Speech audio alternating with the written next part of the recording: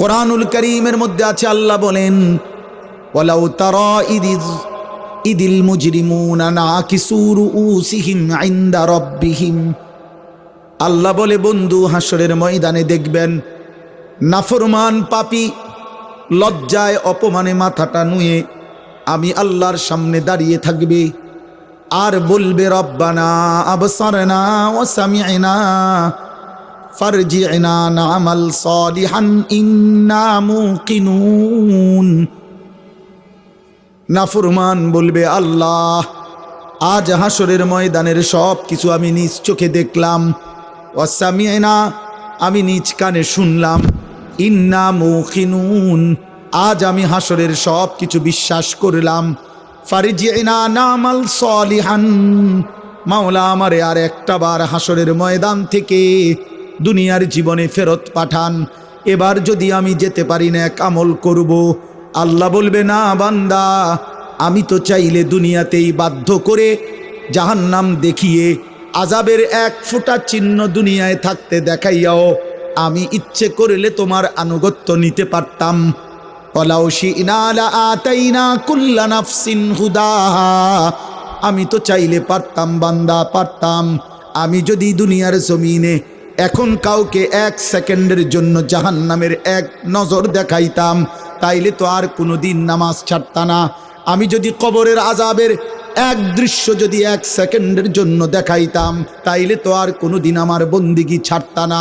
আল্লাহর নবী বলেন, ইমানদার কোনো নাফরমানের লাশ যখন খাটিয়ার মধ্যে করে কাঁধে তুলে নিয়ে যখন কবরস্থানের দিকে নিয়ে যায়, আল্লাহর কসম নবী বলেন, উম্মত যদি একবার নাফরমানের একটা চিল্লানি যদি তোমরা শুনতা, তাইলে এই কায়নাতের কেউ কোনো দিন কোনো মানুষকে কাঁধে তুলে নিয়ে লাশের খাটিয়া কবরস্থানে নিত না।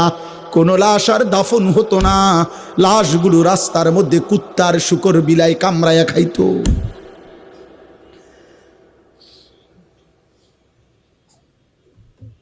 এ হাদিস হাদিস ফাজলামি কথা না।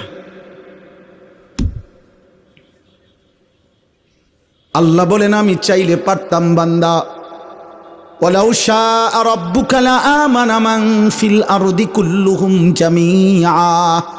আল্লাহ বলে তোমার রব চাইলে তো সকলকেই ইমানদার বানাইতে পারতেন।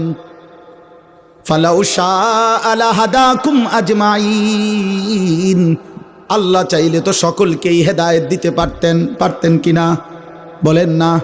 এখানে আমরা যারা বসছি আমাদের প্রত্যেককে দিয়ে সেজদা করাইতে আল্লাহর পক্ষে সম্ভব?